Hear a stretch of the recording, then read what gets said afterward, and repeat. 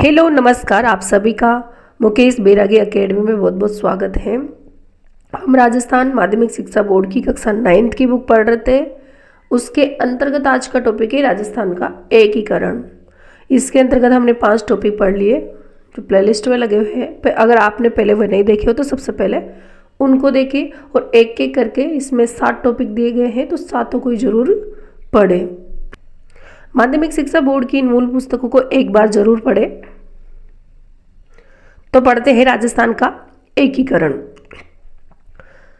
1946 ईस्वी में जब ये स्पष्ट प्रतीत होने लगा कि भारत की स्वतंत्रता अब ज्यादा दूर नहीं है, तो इसका असर राजस्थान की रियासतों पर भी स्पष्ट दिखाई देने लगा। इस समय राजस्थान में 19 रियासतें, 3 ठिकाने और एक केंद्र शासित प्रदेश था। तो कितनी रियासतें थी? 19 रियासतें थी। देशी रियासतें थी 19 और 3 ठिकाने थे, चिप ठिकाने, जिसमें कुशलगढ़ था, लावा और नीमराणा, और एक केंद्र शासित प्रदेश था अजमेर मेरवाड़ा। इस अध्याय में हम उन घटनाओं के बारे में जानेंगे जो अंततः इन विभिन्न रियासतों में बटे राजस्थान को एक एकीकृत राजस्थान के रूप में बदल देती है। सर्वप्रथम मेवाड़ के महाराणा भूपाल सिंह ने तारीख 25 और 26 जून को क्या हुआ? 1946 ईस्वी को राजस्थान यूनियन बनाने के उद्देश्य से, यानी कि राजस्थान यूनियन बनाने के उद्देश्य से राजस्थान, गुजरात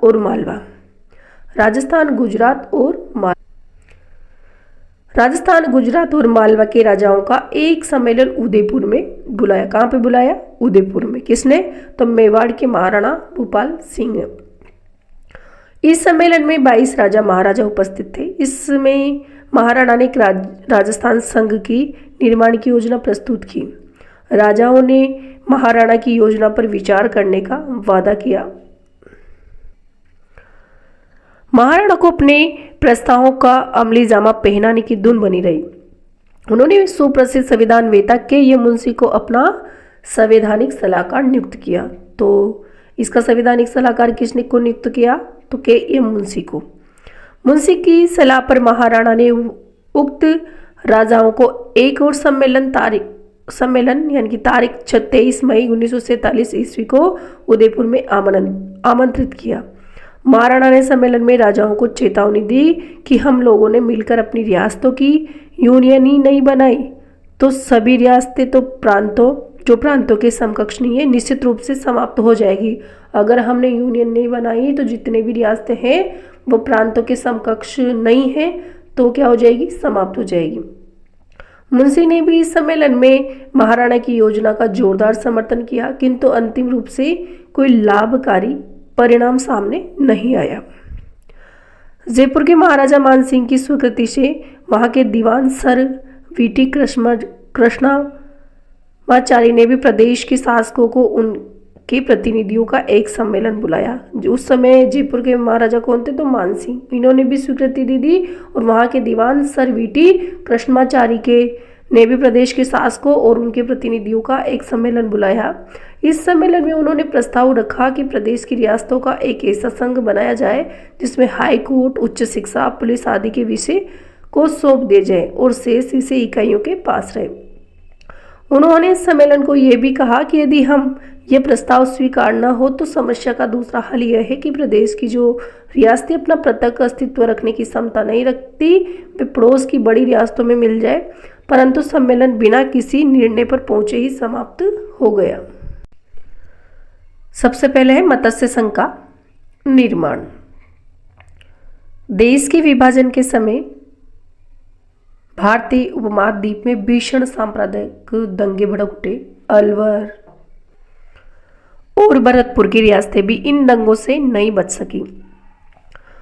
भारत सरकार को इस प्रकार की शिकायतें मिली कि अलवर में दंगे भड़काने में स्वयं अलवर प्रशासन का हाथ है।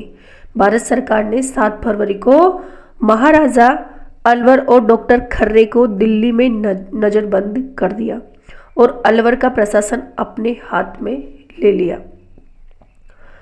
भरतपुर में सांप्रदायिक दंगे से उत्पन्न स्थिति से भारत सरकार इस निर्णय पर पहुंची कि वहां का प्रशासन राज्य में कानून और व्यवस्था बनाए रखने में सर्वथा निकम्मा साबित हुआ। इसके पहले कि भारत सरकार इस संबंध में कोई कदम उठाती, स्वयं वहां के महाराणा ने भरतपुर का प्रशासन भारत सरकार को सौंप दिया। तो सबसे पहले प्रथम चरण की स्थापना होती है मत्स्य संघ की 17 मार्च 1948। तो इसमें 17 मार्च डेट दे रखी है, वैसे 18 मार्च भी अन्य बुक्स में 18 मार्च भी आती है। तो मत्स्य संघ की स्थापना कब होती है? 17 मार्च 1948। किसके अनुसार? माध्यमिक शिक्षा बोर्ड की बुक के अनुसार। वैसे 18 मार्च 1948 ऑप्शन के अनुसार देख लेना कि 17 मार्च आए तो 17 मार्च, नहीं तो 18 मार्च। इसमें 4 रियासतें थी, अलवर, भरतपुर और धौलपुर और करौली। ये 4 रियासतें थी इसमें, और एक ठिकाना था नीमराणा। तो 4 रियासतें प्लस एक ठिकाना था मत्स्य संघ के अंतर्गत। और इसका नाम है ना मत्स्य संघ के मुंशी के सुझाव पर दिया गया था। तो मत्स्य संघ का नाम किसके सुझाव पर दिया गया था? तो के मुंशी के नाम पर दिया गया था। अलवर और भरतपुर से मिली हुई धौलपुर और करौली की छोटी छोटी रियासतें थी।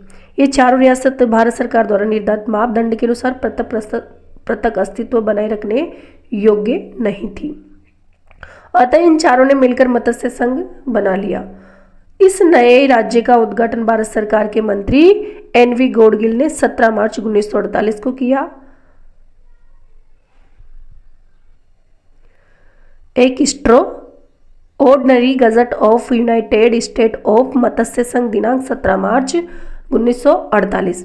संघ के राजप्रमुख महाराज धौलपुर और उपराज प्रमुख महाराजा करौली बनाए गए। अलवर प्रजामंडल के प्रमुख नेता सोबाराम कुमावत मत्स्य संघ के प्रधानमंत्री बने। तो अलवर, भरतपुर, धौलपुर और करौली, इनको ABCD से भी याद कर सकते हैं। ये क्या है, अपना पृथक अस्तित्व नहीं बना सकती थी। क्यों?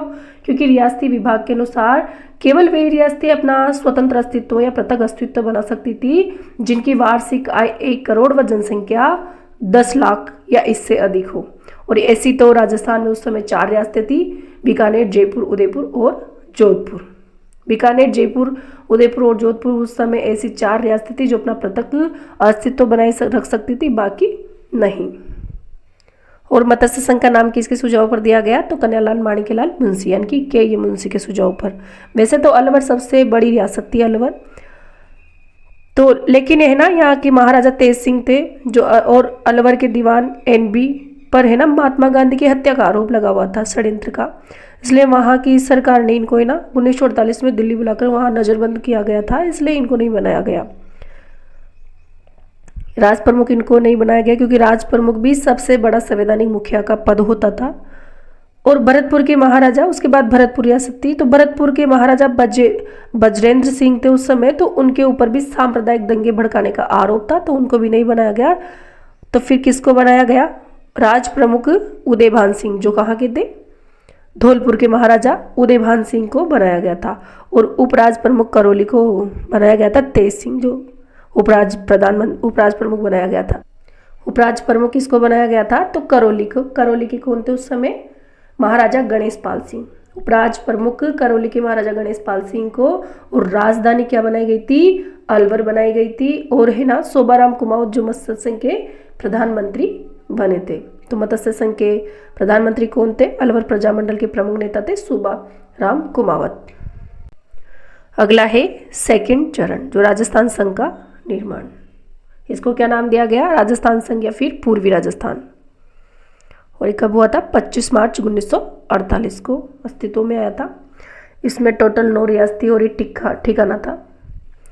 तो पढ़ते हैं इसको, राजस्थान संघ का निर्माण। रियासती विभाग ने तारीख 3 मार्च 1948 ईस्वी को कोटा, बूंदी, झालावाड़, टोंक, डूंगरपुर, बांसवाड़ा, प्रतापगढ़, किशनगढ़ और शाहपुरा की रियासतों को मिलाकर राजस्थान संघ के निर्माण का प्रस्ताव दिया। राजस्थान संघ में शामिल होने वाली रियासतें चाहती थी कि वे मेवाड़ भी इस प्रस्तावित संघ का हिस्सा बने, पर मेवाड़ महाराणा इससे सहमत नहीं थे। यद्यपि मेवाड़ प्रजामंडल ने महाराणा के इस निर्णय का विरोध किया, परंतु अंतिम परिणाम इस संघ को मेवाड़ के न शामिल होने के रूप में ही आया। आखिरकार बिना मेवाड़ के ही 25 मार्च 1948 को यह संघ अस्तित्व में आया। तो इसमें कितनी रियासतें थी? 9 रियासतें थी और एक ठिकाना था। ठिकाना कुशलगढ़ था। प्रस्तावित राज्य में शामिल होने वाली सभी रियासतों के शासकों ने कोविनेंट यानी कि विलय पत्र पर हस्ताक्षर कर दिए। बांसवाड़ा के महारावल चंद्रवीर सिंह ने विलय पत्र पर हस्ताक्षर करने में थोड़ी हिचकिचाहट बताई। अंत में पड़ोसी रियासतों की सलाह पर उन्होंने भी विलय पत्र पर हस्ताक्षर यह कहकर किया कि मैं अपने डेथ वारंट पर हस्ताक्षर कर रहा हूँ। थोड़ी उनको पसंद नहीं आया तो हस्ताक्षर करने में थोड़े हिचकिचाए, लेकिन लास्ट में उनको साइन करने पड़े। तो क्या कहा उन्होंने कि मैं अपने डेथ वारंट पर हस्ताक्षर कर रहा हूँ। किसने बोला? बांसवाड़ा के महारावल चंद्रवीर सिंह ने। अगला है मेवाड़ का राजस्थान संघ में विलय, तृतीय चरण संयुक्त राजस्थान इसको नाम दिया गया। 5 अप्रैल को मेवाड़ में हुई गोलीकांड ने महाराणा को बचाव की स्थिति में ला दिया। प्रजामंडल ने राज्य में अविलंब पूर्ण उत्तरदायी सरकार की स्थापना और गोलीकांड की जांच के लिए न्यायिक आयोग नियुक्त करने की मांग की। दिल्ली में उस समय कांग्रेस की हुकूमत थी। महाराणा को राजस्थान संघ में विलय ही प्रजामंडल से बचाव का उपाय सूझा। उन्होंने सर राममूर्ति और डॉक्टर मोहन सिंह मेहता और अन्य सलाहकार को मेवाड़ के विलय की शर्तें अविलंब तय करने के लिए दिल्ली भेजा। रियासती विभाग ने तो इस प्रकार के सुनहरी अवसर के इंतजार में ही था ही। अगर रियासती विभाग की बात करें तो रियासती विभाग को स्थापित किया गया तो 5 जुलाई 1947 को किया गया था सरदार वल्लभ भाई पटेल के नेतृत्व में, और इसके सचिव बनाए गए थे उस समय वीपी मेनन। सलाहकार या सचिव किसको बनाया गया था? तो वीपी मेनन को बनाया गया था। तो रियासती विभाग इसकी कब स्थापित किया गया था? 5 जुलाई 1947 को। किसके नेतृत्व में? सरदार वल्लभ भाई पटेल के नेतृत्व में। रियासती विभाग ने नीति बना ली थी कि किसी भी रियासत के शासक को जो 10 लाख रुपए वार्षिक से अधिक प्रीवी पर्स नहीं दिया जाएगा। महाराणा की ओर से 20 लाख रुपए वार्षिक प्रीवी पर्स की मांग की गई। रियासती विभाग ने रास्ता ढूंढ निकाला। उसने महाराणा को 10 लाख रुपए वार्षिक प्रीवी पर्स, 5 लाख वार्षिक राज प्रमुख के पद को भत्ता और शेष 5 लाख रुपए वार्षिक मेवाड़ के राजवंश की परंपरा के अनुसार धार्मिक कृत्यों में खर्च के लिए देना स्वीकार कर लिया। उसने महाराणा को संयुक्त राजस्थान का आजन्म राज प्रमुख बनाना भी स्वीकार कर लिया। उस समय तक इतनी रियासती विलय होने वाली किसी अन्य रियासत के शासक को नहीं दी पाई थी। मेवाड़ का प्रतिनिधि मंडल रियासती विभाग से मनचाही शर्तें मंजूर करवाकर दिल्ली से उदयपुर लौटा तो महाराणा ने रात की सांस ली। कोटा में राजस्थान संघ का 25 मार्च को उद्घाटन होने वाला था, पर मेवाड़ के विलय के निश्चय की सूचना रियासत विभाग को 23 मार्च को मिल गई थी। अतः वीपी मेनन ने महाराव कोटा को सलाह दी कि वे मेवाड़ के विलय के संबंध में निर्णय होने तक नए राज्य का उद्घाटन समारोह रोक दिया जाए। यानी कि कोटा में समारोह होने वाला था लेकिन रोकने की सलाह दी गई वीपी मेनन के द्वारा। महाराव कोटा ने उत्तर दिया कि समारोह की सारी तैयारियां हो चुकी है एवं कहीं महाराजा एवं अन्य अतिथियों को निमंत्रण भेजे जा चुके हैं, अतः समारोह निर्धारित तारीख को संपन्न करना होगा। रियासती विभाग ने महाराव कोटा का तर्क मान लिया। 25 मार्च को भारत सरकार के मंत्री एनवी गोडगिल ने कोटा के राजस्थान संघ के उद्घाटन की रस्म अदा की, लेकिन उन्होंने मान लिया। फिर उन्होंने महाराव कोटा को राज प्रमुख एवं गोकुलाल सावक को प्रधानमंत्री के पद की शपथ दिलाई। तो तृतीय चरण में प्रधानमंत्री कौन बने? जो कोटा में समारोह हुआ था ना, उस समय महाराव कोटा को राज प्रमुख एवं गोकुलाल सावक को प्रधानमंत्री के पद की शपथ दिलाई थी। मेवाड़ महाराणा द्वारा विलय पत्र पर हस्ताक्षर करने के तुरंत बाद, जब मेवाड़ के महाराणा ने विलय पत्र पर हस्ताक्षर कर दिए तो उसके तुरंत बाद रियासती विभाग ने राज्य के प्रधानमंत्री के लिए मेवाड़ के तपस्वी नेता माणिक्यलाल वर्मा को मनोनीत किया था। तो पहले तो प्रधानमंत्री कौन बनाए गए? गोकुलाल सावक। लेकिन उसके बाद जब मेवाड़ ने हस्ताक्षर कर दिया, मेवाड़ को संयुक्त राजस्थान में मिला लिया गया, तो प्रधानमंत्री किसको बनाया गया? माणिक्यलाल वर्मा को, जो मनोनीत किया गया। तो थर्ड चरण के प्रधानमंत्री कौन हो गए फिर? माणिक्यलाल वर्मा ने उदयपुर लौटते ही संयुक्त राजस्थान के राज प्रमुख महाराणा भूपाल सिंह से मंत्रिमंडल निर्माण संबंधी चर्चा की। महाराणा ने वर्मा को मंत्रिमंडल की में जागीरदारों को प्रतिनिधित्व देने का आग्रह किया। वर्मा ने राज प्रमुख का सुझाव मानने से स्पष्ट इनकार कर दिया।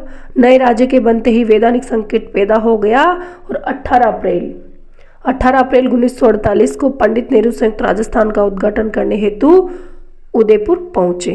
तो संयुक्त राजस्थान का उद्घाटन कब हुआ था? 18 अप्रैल 1948 को। किसके द्वारा? पंडित नेहरू के द्वारा। पंडित नेहरू ने वर्मा को सलाह दी कि वे अपने पद की शपथ ले ले और मंत्रिमंडल बनाने में कोई कठिनाई पैदा हो तो और सर राममूर्ति दिल्ली जाकर रियासती विभाग से सलाह कर ले। पंडित नेहरू की सलाह पर राज प्रमुख के साथ ही साथ वर्मा जी ने भी प्रधानमंत्री की शपथ ली। इसके पश्चात वर्मा जी ने अपनी इच्छानुसार मंत्रिमंडल का गठन किया। संयुक्त राजस्थान का मंत्रिमंडल केवल 11 माह रहा। इस अल्प अवधि में उसने वह कर दिखाया जो किसी प्रांत या राज्य की सरकार 11 वर्षों में भी नहीं कर पाई। इस आश्चर्यजनक सफलता का श्रेय वर्मा के नेतृत्व और उसके तपे तपाई सहयोग को जाता है, जिन्होंने परिश्रम, लगन और दृढ़ निश्चय के साथ राजस्थान की सदियों से शोषित जनता के प्रति अपने उत्तरदायित्व को निभाया। तो तृतीय चरण संयुक्त राजस्थान का गठन कब हुआ? 18 अप्रैल और 1948 को। मेवाड़ रियासत को इसमें राजस्थान संघ में मिलाया गया था। राज प्रमुख किसको बनाया गया था? तो मेवाड़ महाराणा भूपाल सिंह को। उपराज प्रमुख की बात करें तो भीम सिंह को बनाया गया था। उद्घाटन किसने कराया था? तो JL नेहरू ने, पंडित नेहरू ने इसका उद्घाटन किया था। और राजधानी उदयपुर बनाई गई थी और PM माणिक्यलाल वर्मा को बनाया गया था। उस समय वार्षिक आय थी इसकी 316 लाख, यानी कि 3 करोड़ 16 लाख। अगला है फोर्थ चरण व्रत राजस्थान। फोर्थ चरण व्रत राजस्थान का निर्माण। अखिल भारतीय देसी राज्य लोक परिषद की राजपुताना प्रांतीय सभा 20 जनवरी 1948 ईस्वी को एक प्रस्ताव द्वारा राजस्थान की सभी रियासतों को मिलाकर व्रत राजस्थान के निर्माण की मांग कर चुकी थी, परंतु भारत सरकार के सामने उक्त प्रस्ताव को क्रियान्वित करने में कई व्यवहारिक कठिनाइयां थी। प्रदेश में जोधपुर, जयपुर और बीकानेर जैसी रियासतें थी जो भारत सरकार द्वारा निर्धारित मापदंड के अनुसार अपना प्रत्येक अस्तित्व रख सकती थी, किंतु जोधपुर, बीकानेर और जैसलमेर राज्यों की सीमाएं पाकिस्तान से मिली हुई थी, जहां से सदैव आक्रमण का क्या रहता था? भय बना रहता था। ये रियासतें थार के विशाल रेगिस्तान का अंग थी, जिसका विकास करना उक्त राज्यों की आर्थिक सामर्थ्य के बाहर था। अतः रियासती विभाग इन रियासतों को व्रत राजस्थान में शामिल करना चाहता था। दिसंबर 1948 ईस्वी को प्रथम सप्ताह में सरदार पटेल की सहमति से VP मेनन ने जोधपुर, बीकानेर और जयपुर के राजाओं से व्रत राजस्थान के निर्माण के लिए विचार विनिमय शुरू किया। तीनों शासक अपनी अपनी रियासतों को पृथक इकाइयों के रूप में रखने के इच्छुक थे। अंततोगत्वा कहीं बैठकों के बाद मेनन उक्त राजाओं को विलय के लिए मनाने में सफल हो गए। जैसलमेर का शासन प्रबंध पहले ही भारत सरकार के हाथ में था। 14 जनवरी 1949 ईस्वी को सरदार पटेल ने उदयपुर में एक विशाल सार्वजनिक सभा में घोषणा की कि जोधपुर, जयपुर और बीकानेर के महाराजाओं ने अपनी अपनी रियासतों का राजस्थान में विलय करना स्वीकार कर लिया है। सरदार पटेल की इस ऐतिहासिक घोषणा का उपस्थित जन समुदाय ने करध्वनि से स्वागत किया। इसके पश्चात इस योजना पर विचार करने तो 3 फरवरी 1949 को दिल्ली में VP मेनन ने एक बैठक का आयोजन किया। इस बैठक में निर्णय लिया गया कि जयपुर के महाराजा सवाई मानसिंह को जीवन पर्यंत राज प्रमुख बनाया जाए एवं उदयपुर की प्राचीन राजवंश की मान मर्यादा को ध्यान में रखते हुए महाराणा भूपाल सिंह को महाराज प्रमुख का सम्मानीय पद दिया जाए। वर्मा इस बैठक में सम्मिलित नहीं हो पाए, पर अगले दिन उन्होंने निर्णय पर हस्ताक्षर कर दिए। इस बैठक में राजधानी का मसला सरदार वल्लभ भाई पटेल पर छोड़ दिया गया। सरदार पटेल ने राजधानी के चुनाव के लिए विशेषज्ञों की एक समिति P सत्यनारायण राव समिति नियुक्त की। तो राजधानियों के लिए कौन सी समिति स्थापित की? श्री सत्यनारायण राव समिति, और इसको BR पटेल समिति भी कहा जाता है। इस समिति ने जयपुर को राजस्थान की राजधानी बनाने की सिफारिश की। समिति ने राजस्थान के अन्य बड़े नगरों का महत्व बनाए रखने के लिए कुछ राज्य स्तर के सरकारी कार्यालय उक्त नगरों में रखने की सलाह दी। सरदार पटेल ने समिति की सिफारिश स्वीकार कर ली। फलस्वरूप जयपुर को राजस्थान की राजधानी घोषित कर लिया गया। हाई कोर्ट जोधपुर में, राजधानी कहाँ तो जयपुर में, हाई कोर्ट कहाँ तो जोधपुर में, शिक्षा विभाग बीकानेर में, खनिज और कस्टम एक्साइज विभाग उदयपुर में और वन व सहकारी विभाग कोटा में एवं कृषि विभाग भरतपुर में रखने का निर्णय किया गया। इंपॉर्टेंट है, हाई कोर्ट जोधपुर में, शिक्षा विभाग बीकानेर में, खनिज और कस्टम एवं एक्साइज विभाग उदयपुर में, वन व सहकारी विभाग कोटा में और कृषि विभाग भरतपुर में रखने का निर्णय लिया गया। 30 मार्च 1949 को सरदार पटेल द्वारा वृहद राजस्थान का विधिवत उद्घाटन किया गया। तो 30 मार्च 1949 को चतुर्थ चरण वृहद राजस्थान का उद्घाटन किया गया। किसके द्वारा तो सरदार पटेल के द्वारा। और इसमें 4 रियासतें मिलाई गई थी। कौन सी? बीकानेर, जैसलमेर, जयपुर और जोधपुर, यानी कि B-JJJ। आगे देखेंगे सबको एक बार और। राजस्थान का और हीरालाल शास्त्री को प्रधानमंत्री बनाया गया। पीएम किसको बनाया गया तो हीरालाल शास्त्री को वृहद राजस्थान का प्रधानमंत्री बनाया गया। राजस्थान की विभिन्न रियासतों के विलय के साथ राजस्थान में सदियों पुरानी राजशाही समाप्त हो गई। मेवाड़ के गुहिल, सिसोदिया, जैसलमेर के भाटी, जयपुर के कछवा और बूंदी के हाड़ा चौहान संसार के प्राचीनतम राजवंश में थे। राजशाही के अंतिम चिन्ह के रूप में अब केवल राज प्रमुख के नवसृजित पद रह गए। ये पद संयुक्त राजस्थान और मत्स्य संघ में प्रांतों के राज्यपालों गवर्नर के समकक्ष थे। यह एक ऐसी रक्तहीन क्रांति थी जिसका उदाहरण संसार के इतिहास में ढूंढने पर भी नहीं मिलेगा। और वृहद राजस्थान के गठन से ही 30 मार्च से ही राजस्थान दिवस मनाया जाता है। 30 मार्च 1949 से क्या मनाया जाता है? 30 मार्च को राजस्थान दिवस मनाया जाता है। तो वर्तमान में हम राजस्थान दिवस को कब मनाते हैं? 30 मार्च को। अगला है 5th चरण, वृहद राजस्थान में मत्स्य संघ का विलय। इसको संयुक्त वृहद राजस्थान नाम दिया गया था और ये कब किया गया था? तो 15 मई 1949 को। वृहद राजस्थान प्लस मत्स्य संघ, यानी कि वृहद राजस्थान में क्या मिलाया गया? मत्स्य संघ, और संयुक्त वृहद राजस्थान इसको नाम दिया गया। तो पढ़ते हैं, अलवर, भरतपुर, धौलपुर और करौली की रियासतों के एकीकरण द्वारा 17 मार्च 1948 ईस्वी को मत्स्य संघ बनाया गया था। अब जबकि जयपुर, जोधपुर और बीकानेर की रियासतें राजस्थान में मिल गई तो मत्स्य संघ को अलग इकाई के रूप में रखने का कोई अर्थ नहीं था। इन रियासतों को भी वृहद राजस्थान का हिस्सा बनाने के लिए डॉक्टर शंकरदेव समिति का गठन किया गया था। कौन सी समिति का? तो शंकरदेव समिति का गठन किया गया था। क्यों? क्योंकि भरतपुर और धौलपुर की जनता की राय जानने के लिए कि वो किसमें मिलना चाहती है। भारत सरकार ने समिति की सिफारिश में ध्यान रखते हुए मत्स्य संघ के 4 इकाइयों को 15 मई 1949 ईस्वी को राजस्थान में मिलाया गया। वहां के प्रधानमंत्री शोभाराम को शास्त्री मंत्रिमंडल में शामिल कर लिया गया। शोभाराम को किस में शामिल किया गया? मत्स्य संघ के जो पीएम थे ना, शोभाराम कुमावत, उनको शास्त्री मंत्रिमंडल में शामिल कर लिया गया था। एक बार इस चार्ट को देख लेते हैं, 7 चरणों को।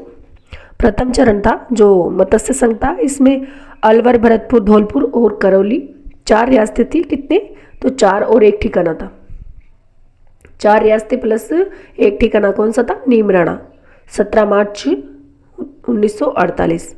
18 भी आता है किसी किसी बुक में, लेकिन इस बुक में 17 है। द्वितीय चरण जो उसका नाम क्या रखा गया था, यानी कि अलवर, भरतपुर, धौलपुर, करौली, तो किस में थे? मत्स्य संघ के। इसको ABCD के नाम से भी याद कर सकते हैं। और मत्स्य संघ का नाम किसके सुझाव पे दिया गया था? तो KM मुंशी के सुझाव पे दिया गया था। और जो धौलपुर के महाराणा थे ना, उदयपाल सिंह, इसको राज प्रमुख बनाया गया था। और करौली के जो महाराजा करौली के गणेश पाल सिंह थे, उनको उपराज प्रमुख। राजधानी क्या थी? तो अलवर थी। उद्घाटन भरतपुर के किले में किया गया था। उद्घाटन इसका कहाँ किया गया था? तो भरतपुर के किले में किया गया था। किसके द्वारा? तो केंद्रीय खनिज मंत्री NV गौड़गिल के द्वारा किया गया था। ठीक है ना। आगे है द्वितीय चरण, जिसका नाम क्या था? तो राजस्थान संघ। द्वितीय चरण राजस्थान संघ कब? 25 मार्च 1948। 25 मार्च 1948। राजस्थान, इसमें ये 9 रियासतें थी टोटल और एक ठिकाना था कुशलगढ़। तो रियासतें थी बांसवाड़ा, बूंदी, डूंगरपुर, झालावाड़, किशनगढ़, कोटा, प्रतापगढ़, शाहपुरा और टोंक। यानी कि इसको ट्रिक से भी याद कर सकते हैं, बाबू जाड़ो की को प्रसाटो। सेकंड चरण को एक बार दोबारा देख लेते। गला बहुत जाम हो रहा है, जुकाम हो रहा है, इसलिए प्रॉब्लम हो रही है बोलने में। सेकंड चरण का नाम क्या था? तो राजस्थान संघ। इसमें रियासतें मिलाई गई थी बांसवाड़ा, बूंदी, डूंगरपुर, झालावाड़, किशनगढ़, कोटा, प्रतापगढ़ और शाहपुरा, टोंक और एक कुशलगढ़ ठिकाना। और रियासतें प्लस एक ठिकाना कुशलगढ़। और राजधानी की बात करें ना तो कोटा रखी गई थी राजधानी इसकी। और राज प्रमुख भीम सिंह को बनाए गए थे जो कोटा के थे। और उपराज प्रमुख बहादुर सिंह बूंदी को बनाया गया था इसमें। और इसके प्रधानमंत्री की बात करें तो गोकुलाल सभा इसके प्रधानमंत्री थे जो शाहपुरा प्रजामंडल के नेता थे। और उद्घाटन की बात करें तो NV गोडगिल ने इसका उद्घाटन किया था 25 मार्च 1948 को।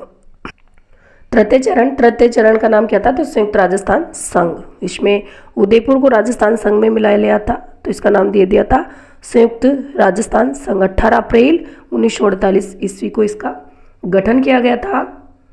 इसमें किसको मिलाया गया था? तो मेवाड़ यानी कि उदयपुर को मिला लिया था। और राज प्रमुख है ना मेवाड़ के जो महाराणा थे भोपाल सिंह, उसको बनाया गया थे। और उपराज प्रमुख भीम सिंह थे। और उद्घाटन किसने किया था? तो JL नेहरू ने, जो उदयपुर में उद्घाटन किया था JL नेहरू ने। राजधानी उदयपुरी बनाई गई थी। और PM किसको बनाया गया था? तो माणिक्यलाल वर्मा को। अगला चरण है चतुर्थ चरण, जो व्रत राजस्थान इसका नाम रखा गया था। और इसमें 4 बड़ी रियासतें मिलाई गई थी, बीकानेर, जयपुर, जैसलमेर और जोधपुर। यानी कि BJJ के नाम से भी इसको याद कर सकते हैं। 30 मार्च 1949 और 5वां चरण संयुक्त राज्य व्रत राजस्थान का नाम इसका रखा गया था 5वें चरण का। व्रत राजस्थान में क्या मिलाया गया था? मत्स्य संघ में कौन से जिले आते हैं? तो अलवर, भरतपुर, धौलपुर और करौली संयुक्त राज्य व्रत राजस्थान नाम दिया गया था इसको। 15 मई 1949 को इसका गठन किया गया था व्रत राजस्थान का प्लस मत्स्य संघ का। छठा चरण जो संयुक्त राजस्थान नाम था इसका। संयुक्त राजस्थान व्रत राजस्थान में सिरोही का विलय किया गया था। इसमें सिरोही का विलय किया गया था और 26 जनवरी 1949 को। यानी कि संयुक्त व्रत राजस्थान प्लस सिरोही मिलाया लिया गया था। ठीक है ना। 7वां चरण जो राजस्थान जो वर्तमान है, ग श्रेणी का जो अजमेर राज्य, हाबू रोड तालुका, सिरोही रियासत का पूर्व में बम्बई राज्य में मिला हुआ हिस्सा, मध्य भारत का सुनेल टप्पा संयुक्त राजस्थान से मिला लिया गया था। कब? तो 1 नवंबर 1956 में। सब 7वें चरण जो वर्तमान राजस्थान है उसका गठन कब किया गया था? तो 1 नवंबर 1956 को राज्य पुनर्गठन आयोग की सिफारिश पर किया गया था। जो 7वां चरण था ना उसमें ग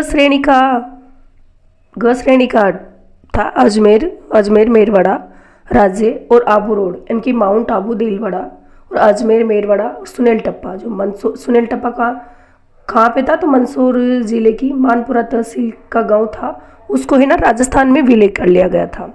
और जो कोटा जिले का सिरोंज क्षेत्र जो उपभाग किसको दिया गया था? MP को दे दिया गया था। इनकी शॉर्ट रूप में इनके सन को याद कर सकते हो कि 3 का तो 1948 में हुआ था और 2 का 1949 में और 1 का जो छठा चरण है उसका 50 में 26 जनवरी 1950। कब? 26 जनवरी 1950। और 7वें चरण का 1 नवंबर 1956। इनके डेट को भी याद कर सकते हो, जैसे 17 या 18 यानी कि 1825 या 1830 और 1526 और 1 ऐसे याद कर सकते हो। और एकीकरण कितने चरणों में होता? तो 7 चरणों में होता। 8 वर्ष लगे थे 7 महीने और 14 दिन में। और जैसे उद्घाटन करता कि अगर याद करें तो सबसे पहले गोडगिल थे प्रथम मत्स्य संघ के, सेकंड में भी गोडगिल थे और तृतीय में तृतीय की बात करें तो तृतीय में है ना जवाहरलाल नेहरू थे और चतुर्थ चरण में सरदार पटेल थे, यानी कि गोडगिल नेहरू पटेल की ट्रिक से आप याद कर सकते हो इसको। आगे देखते हैं सिरोही का प्रश्न। गुजरात के नेता सिरोही स्थित आबू पर्वत के सैलानी केंद्र को गुजरात का अंग बनाना चाहते थे। रियासती विभाग उनके प्रभाव में था, अतः जनता के विरोध के बावजूद भी रियासती विभाग ने नवंबर 1947 ईस्वी में सिरोही को राजपुताना एजेंसी से हटकर गुजरात एजेंसी के अंतर्गत कर दिया था। सिरोही की जनता ने मांग की कि सिरोही को बंबई में न मिलाया जाकर संयुक्त राजस्थान में मिलाया जाए। कुछ ही दिनों बाद उदयपुर ने भी संयुक्त राजस्थान में शामिल होने का फैसला किया। इस अवसर पर अखिल भारतीय देसी राज्य लोक परिषद की राजपुताना प्रांतीय सभा के महामंत्री श्री हीरालाल शास्त्री ने अपने 10 अप्रैल के तार में सरदार वल्लभ भाई पटेल को लिखा कि ये जानकर प्रसन्नता हुई कि उदयपुर संयुक्त राजस्थान में शामिल हो रहा है।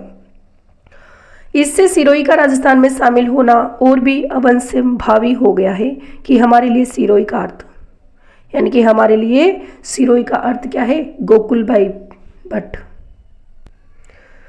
तो इस समय सिरोही शास्त्री जी ने क्या कहा कि हमारे लिए सिरोही का अर्थ है गोकुल भाई, बिना गोकुल भाई के हम राजस्थानी को नहीं चला सकते। शास्त्री जी के इस तार का कोई उत्तर नहीं मिला।